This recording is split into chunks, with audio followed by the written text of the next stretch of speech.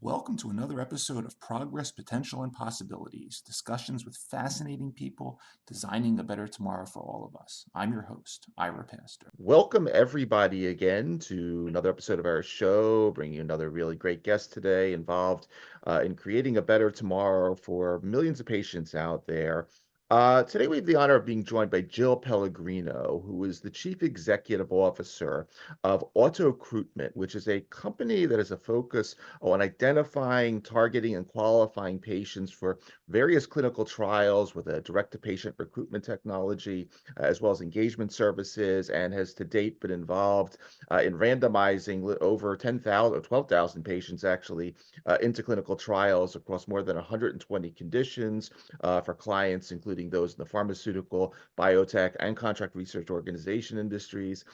Jill has over 15 years of experience in patient recruitment, in real-world evidence, and clinical research site operations. She's really passionate about growing businesses that rely on this innovative data-driven approaches to reach patients, to provide them with the best opportunities to participate in research opportunities in clinical trials. Most recently, Jill was over at CVS Health. There, she was responsible for establishing and growing their real-world evidence and patient recruitment businesses, and her businesses there were successful at placing over 35,000 patients into various research opportunities in both clinical trials and research settings, really drastically increasing diversity participation in research studies as well. Prior to CVS, Jill was the general manager of Accelerated Enrollment Solutions. That was comprised of 2,000 employees across 11 countries and encompassed patient recruitment services and offerings at a network of over 160 sites. Jill did a bachelor's degree from LaSalle University, focused on math and computer sciences. And we're honored to have her with us today. A lot of interesting topics we don't normally get into. Jill Pellegrino, thank you so much for taking time to come on the show. Thanks, Ira. I'm really looking forward to this discussion with you around clinical trial patient recruitment. So thanks for having me.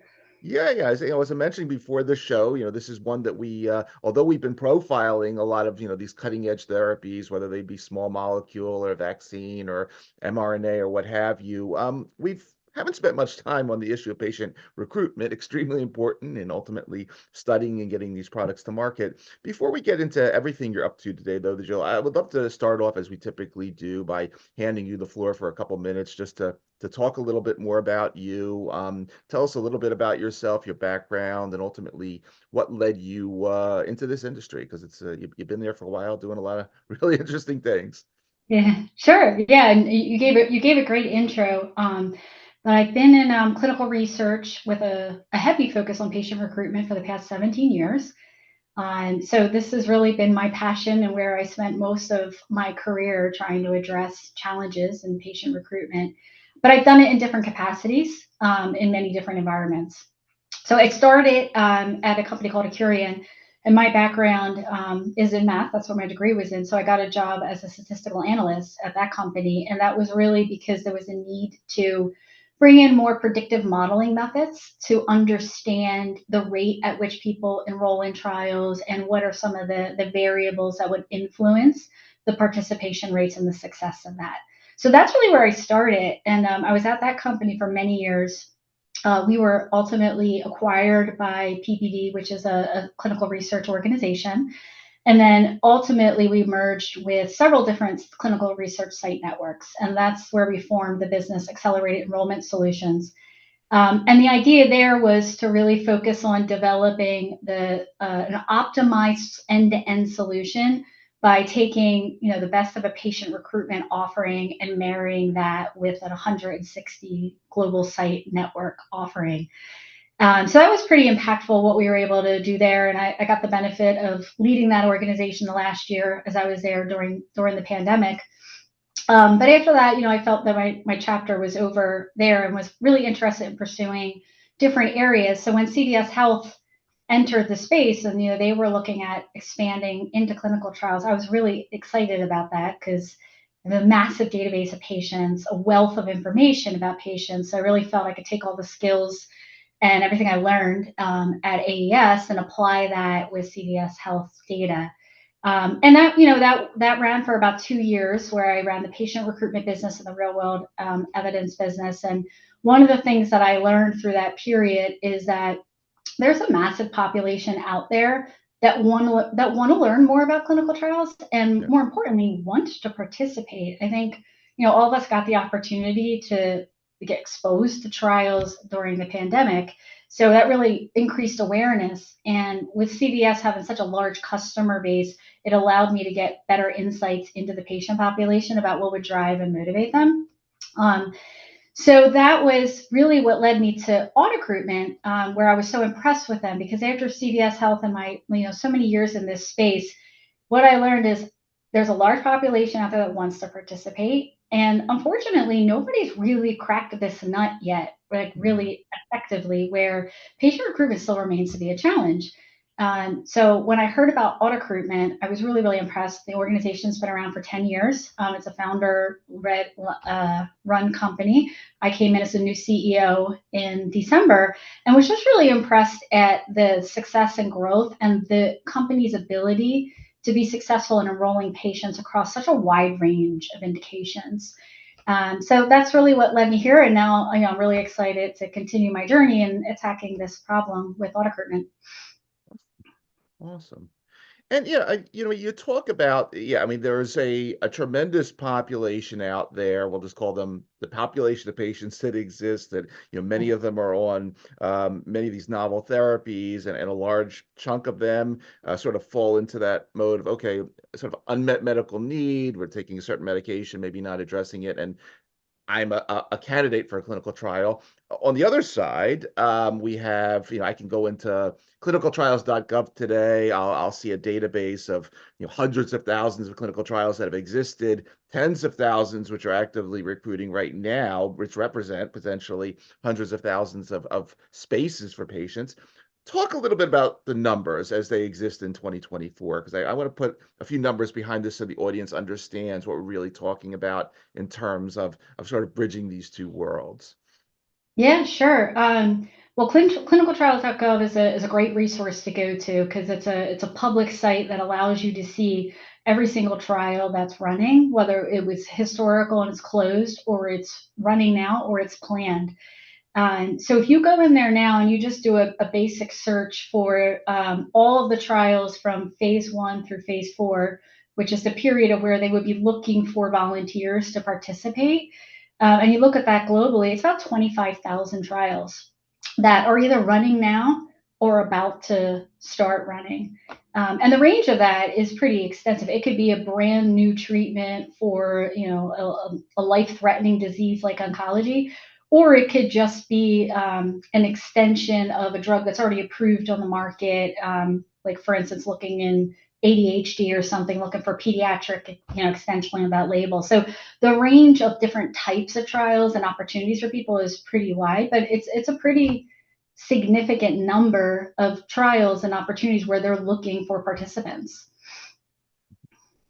And, I was joking with you about this before the show, but, I spent, a couple of careers ago, a little time in clinical development, and, came face first to the issue of, recruiting patients is kind of hard. It's not, in our case, we were doing a rheumatoid arthritis study, for instance, and it wasn't about just reaching out for rheumatoid arthritis patients, right? It was, no, we need rheumatoid arthritis patients over a certain age. They have to live a certain distance from a teaching hospital. They had to fail to disease modifying drugs and wash off their steroid for 2 months. and it was hard to get them. Talk a little bit about, obviously being at the epicenter of all these, and we'll get into the indications that AutoCruitment's involved in and the types of studies, but talk a little bit about some of the difficulties on this front. I think this is also important understanding that, you hear about these studies. It should be easy. I got sick patients, I got studies. Talk a little bit about the difficulty that has existed in the past in bringing the two parties together. Sure. So I'd say the primary strategy that most sponsors use to be able to find patients is by going through the clinical trial sites. So to run a clinical trial successfully, you need to hire and engage multiple sites across the world. It's not uncommon to have hundreds of sites on a particular trial. There's a lot of work to find those sites because you have to look for investigators that have experience in the indication. So they're responsible to run and execute the trial and collect the data, but there's an assumption that they're also going to be able to get the patients because they treat patients under normal care and they have patients in their practice. And this fails all the time, unfortunately. 80% of trials are delayed because of enrollment challenges. And I think there's really two reasons why this fails. One is that of all the physicians, there's only actually a small percentage of them that participate in research. So what that means is that it's a very small group that all the different sponsors that are looking for sites to work on their trials are all competing for the same ones.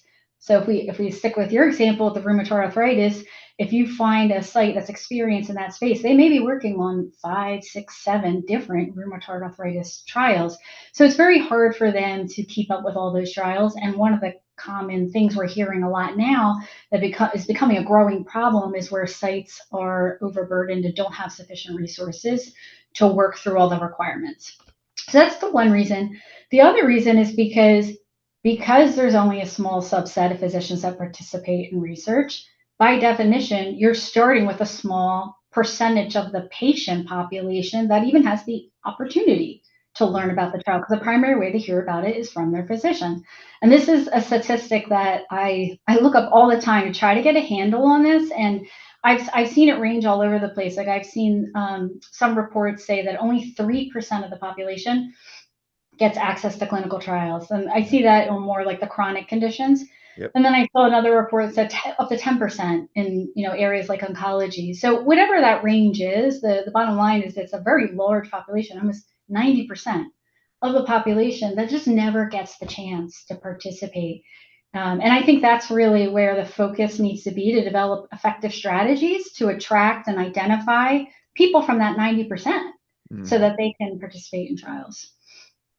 And this fits really nicely into, and we'll get to AutoCruitment in a minute, but let's just go to sort of one step before, because you did spend a lot of time at CVS and you wrote this really interesting, where you involved in a very interesting paper last year. It was entitled Click and Mortar Opportunities for Digitization and Consumerism in Trials, talking about obviously this new approach that it's not just about, hey, talking to my primary care physician here. There's a sort of a much broader space out there, utilizing technology, utilizing something like, say, a CVS Health that has hundreds of millions of customers that come in the store every day. Talk a little bit about sort of these evolving technologies and the evolving nature of sites, because it's not, again, just the CRO facility over here. Now you can sort of cast that net a lot broader with these technologies and this consumer-focused concept. Yeah. So I think that there's two pieces to that. One is I think a lot of people underestimate the work and the expertise that's needed for the I would say the marketing piece of it. So people always think about clinical trial enrollment through a clinical lens, and that's why they're heavy focus on what the sites can bring. So when they're looking at a protocol and they're looking at, okay, this patient needs to be on these many meds, they have to be in this this phase of their progression of their disease. And then they think about, all right, how do I find people to fit that? The first thing that comes to their head is, well, I have to go through the medical system in some way to try to find people who are taking that med or had that diagnosis.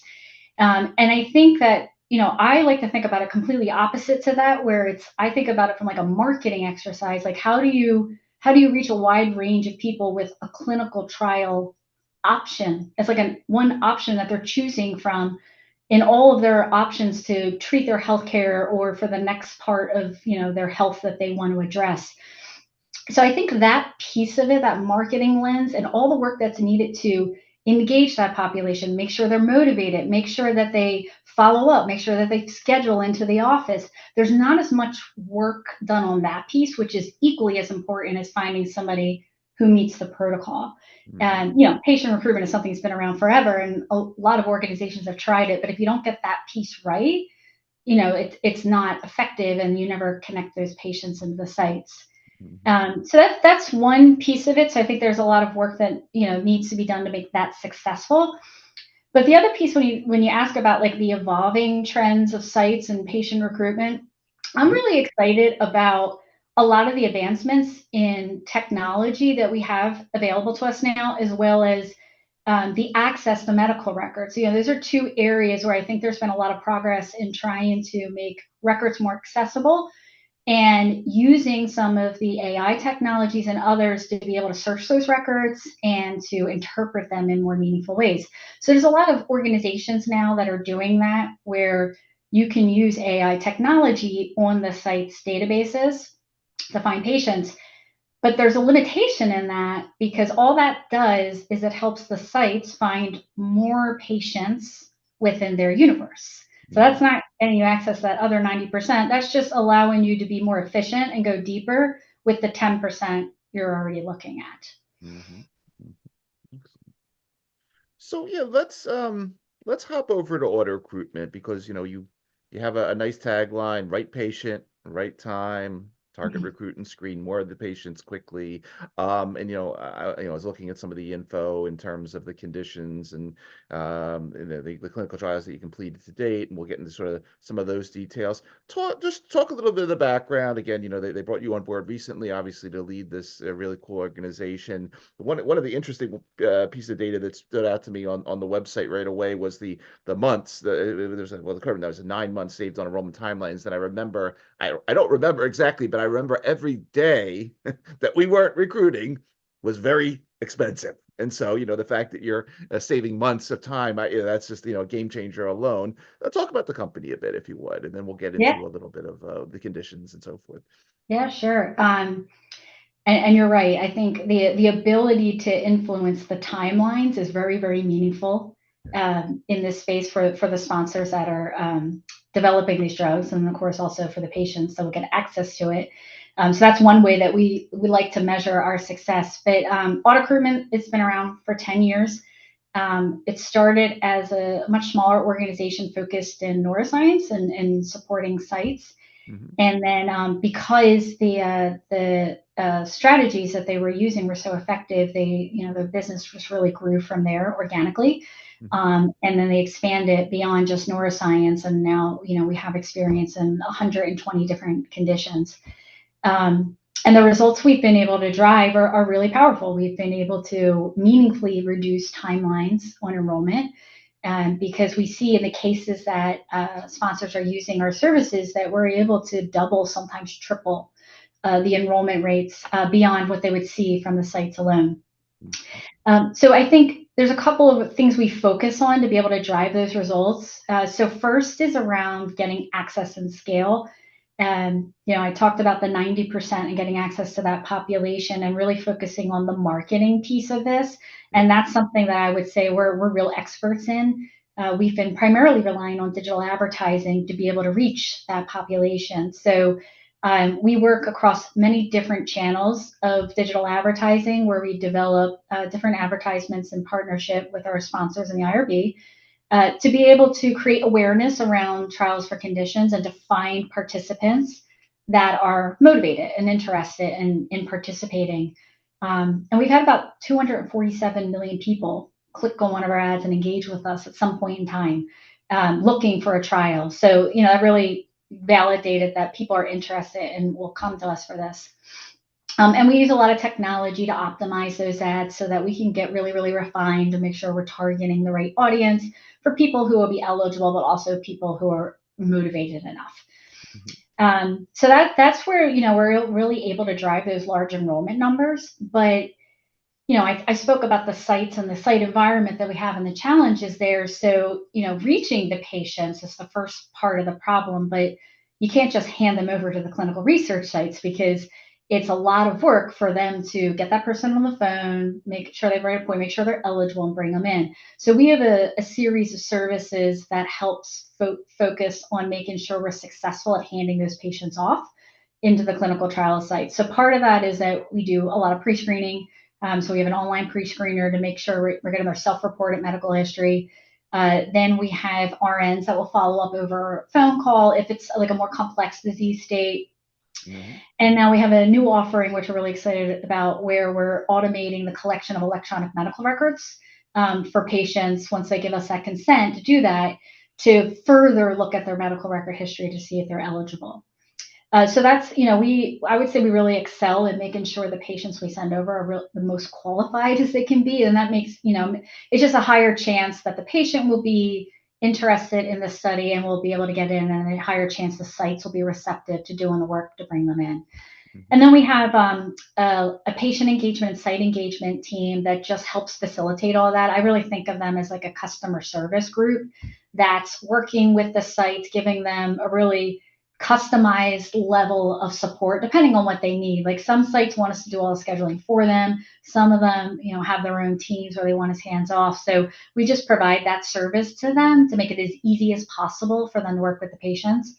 And then we do the same for patients, where we're helping to communicate to them so that if they don't hear from the site for a couple of weeks, which can be really frustrating and discouraging, we're making sure they know why, just letting them know that, their appointment's coming, they'll hear. We're also there to answer all the questions they have about what to expect when they get to the site and the trials. For most of them, participating in a trial is a very new endeavor, and a lot of them haven't even worked with this physician yet. So that's an area where, we've seen success. So we think that, really having that end-to-end is what mm-hmm. has allowed us to be successful in driving patients. And we've enrolled 12,000 patients now to date in different clinical trials. Mm-hmm. And I know you're again, the net you cast is pretty broad because you do everything from phase 1 through phase 4. So extension, open label, post approval studies. You're involved. It doesn't seem like there's an indication that you're not involved in. Also medical devices. Talk just a little bit about sort of the, a little bit of the, sort of the challenges of managing such a broad portfolio of recruitment. And then if you could say a couple words about what rescue studies are all about, because I found that kind of interesting. I was unaware of that sort of concept until I read about it through your work. But what's a rescue study all about? So for the conditions, I would say our services are successful in anything that you can rely, the patient can be self-directed in seeking options for their care. So because everything that we're doing is focusing on that patient and helping facilitate them to find a clinical trial for their next treatment option. So that pretty much, to your point, it does cover a wide range of areas. For the most part, it's everything except for oncology. So some of the, end of life disease states where it's more severe, it's more appropriate to work with the physicians, and that's not really where we specialize. So the areas that we've had a lot of success in, we do a ton of work in CNS, respiratory, cardiovascular, immunology, and pediatrics, an area where we've done a lot of work, because that's an area in particular where I would say the sites have a lot of challenges in finding patients to participate because parents just are never really aware as this is an option. So those are the areas we have success. And of course, we have more expertise in some than others. And it's something that's evolving. And we're usually trying to get a couple steps ahead of if there's indications where there's a lot of upcoming development and a lot of need to find patients, it's an area where we're starting before we start to even hear about those trials in trying to identify and expand different ways to find the patients or develop the expertise on how would we pre-screen, et cetera. So for example, some of the areas right now that we're really investing in an increased experience and capability is some of this CNS areas like schizophrenia, Alzheimer's, Parkinson's. Those are some of the areas that are more challenging to recruit, where we know there's a big demand and an upcoming need for that. Mm-hmm. Mm-hmm. So that's where we are. That's really where we focus from a therapeutic area. The rescue, I can see where you like chuckle a little bit about it not being in the industry. In our industry, it's like a well-known term, but what it means is it's basically a sponsor has started the study, they have tried a strategy or other strategies, and it's Yep. not working. So it's like an afterthought. And honestly, most of the time, that's when sponsors engage patient recruitment organizations. And we always try to encourage them and help them understand the value of doing it from the beginning. Because if you just incorporate this as a strategy and make sure there's sufficient budget to allocate for it from the beginning, you can have a much more efficient outcome. But Mm-hmm. there's still many, many times when they come to us midway through. And in that case, the study teams that are making decisions about enrollment strategies and what to do next have probably already tried a lot of stuff or exhausted from what they tried and failed. They're running out of budget, and they need to do stuff that's going to be quick and impactful. And one of the benefits of working with AutoCruitment is that we're really, really fast to start. So we can have materials developed into the space in 4 days. And our contracting, I'm still amazed by this, having been here for 5 months, but our contracting team is significantly faster than average. It only takes us a couple weeks to have a contract and MSA in place. And because we're able to do such large scale with patients, we're usually able to make an impact where we can have patients at the sites like within a week. So that's one of the benefits of engage. Even though companies are coming to us naturally for rescues, I would say it's one of the benefits of coming to like a company like ours versus some of the other options, because we don't waste any more time just getting started in the contract, and we can get right to business and start demonstrating results pretty quickly.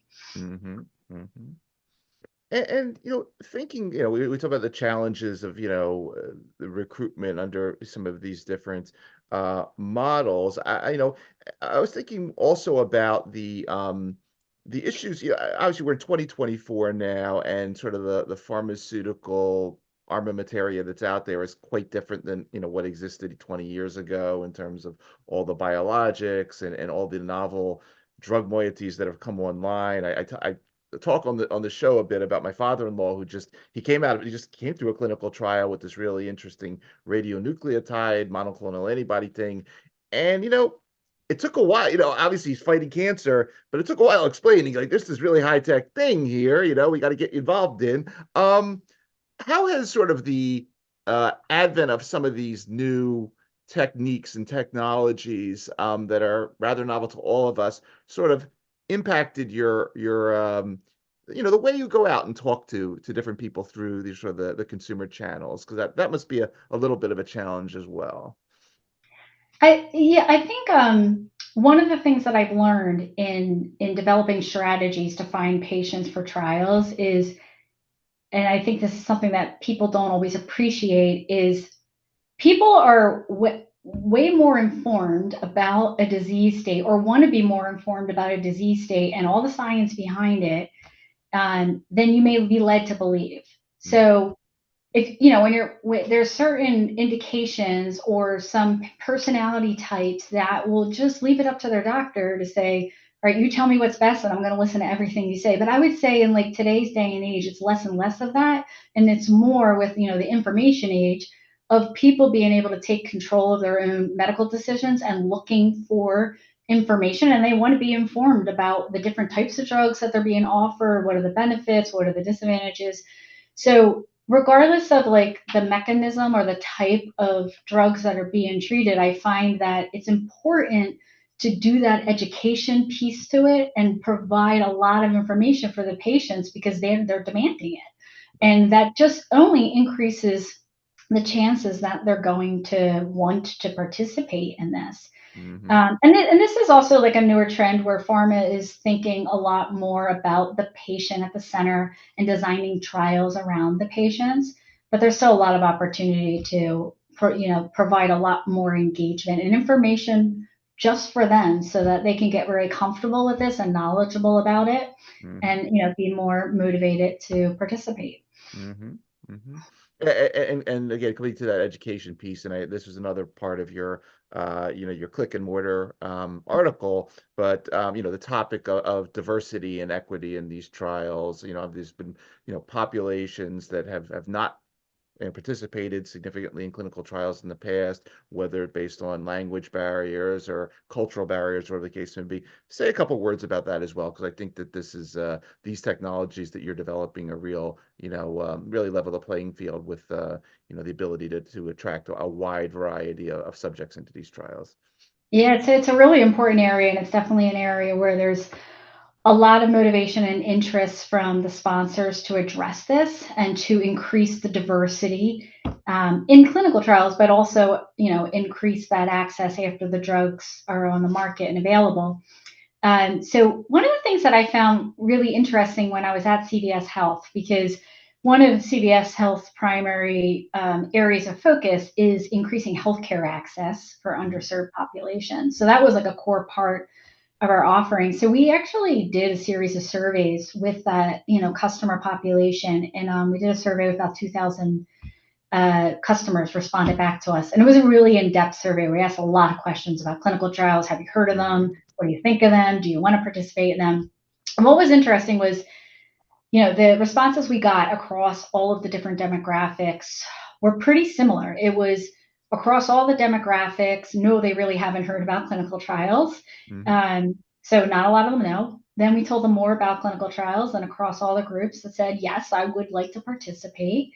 So it was pretty consistent that like the knowledge base is pretty limited across the board, but the interest is pretty consistent. They all want to do it. So where the differences was when we started asking them why, what would concern you about participating in a clinical trial? What would be something you want to understand more at? That's where you start to see different answers from the different groups. So I think what I've learned is to really bring in a diverse population into trials is you really have to tailor your approach and your messaging and the why to really meet each individual group's individual concerns and needs. So it's definitely something that is addressable and can be achieved. You just have to make sure that you understand the different population specific concerns so that you can tailor all the messaging so that they can develop that trust and it be more engaging and speak to them.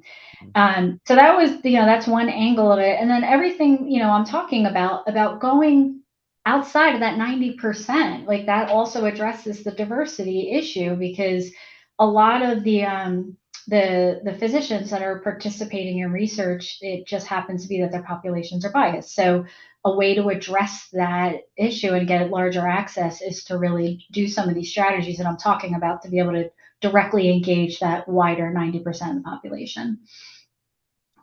Awesome. You mentioned the the new digital patient record tool per the company. What else is happening, Jill? I mean, other obviously we're headed into almost the June now in 2024. Other public facing things that we should know about per AutoCruitment for the rest of the year, as well as other public facing initiatives that you may be involved in, whether it's conferences or talks or trade shows, whatever, that we could potentially listen to you, run into you, meet you. Anything else on the calendar for 2024? Please take the floor, because it's a Sure. really interesting set of programs. Yeah, I would say that the technology that we use to run our whole recruitment operations really helps drive all of the different pieces and make sure that we have it as efficient as an operation and can optimize. So we're constantly looking at that technology and how to enhance that. And the medical records is one of the most recent enhancements that we're the most excited about, because that really allows us to automate the collection of records from patients. And the way it works is that once we get the patient's consent, we're allowed to connect to the healthcare information exchange to be able to collect all of their records. That gives a longitudinal view. And we can do that in just a few minutes. And it doesn't require any effort from the patients. They don't have to remember who the provider was or which appointment they went to. That's all collected and in there. And we did a recent pilot on it. And we're really encouraged by the results where 90% of the patients found value in this and agreed to share their medical records. So there'll be a lot more about that. And actually, AutoCruitment is going to be hosting a webinar the end of June that's going to give some more info about our technology and also invite some participants from the sponsor side and the site side to share some of the work that they're doing in technology for patient recruitment. And then I will be attending the DFORM conference in September, and I'll be speaking more about AutoCruitment, and we'll probably share some of the recent results from our medical records initiative. Awesome. Yeah, and of course we'll be putting the link to the company in the bio of the show, and everyone can definitely check out what's going on. You have a nice sort of layout, and also the ability to apply to the database and get information on all these different therapeutic areas. So no, it's again, it's one of those things that as we're saying before the show, I had not focused as much on it, but it is clearly such a critical part. As you mentioned, sort of this hourglass structure of two sort of worlds that need these more efficient ways to ultimately reach each other and come together. And it's ultimately what generates the data and generates the new products for all of us. So I think it's a very exciting platform, and exciting that you're leading it, and it's going to be interesting to see. Obviously you're successfully enrolling tens of thousands of patients already, but to ultimately see those numbers continue to go up, and it's a great story, and I really it's been an honor profiling it. Any final messages for us, Joe, while we have you today, because it's again a novel area, and anything else I missed while we have you, please. No, I thank you for having me. I really enjoyed the discussion, and I thank you for giving some attention to patient recruitment. Absolutely. For everybody that's going to be listening to this particular episode of the show across the various podcast networks or watching on the YouTube channel, you've been listening to Jill Pellegrino, Chief Executive Officer, AutoCruitment, doing really amazing things to qualify patients for clinical trials, and ultimately improve access and equity for everybody. Jill, I really want to thank you for taking the time out of your schedule to talk to us for a little while about what you're up to. Obviously, thank you for what you do. And as we like to say on our show, thanks for helping to create a better tomorrow for millions of patients out there via the development of these technologies. It's a really great story. Thank you.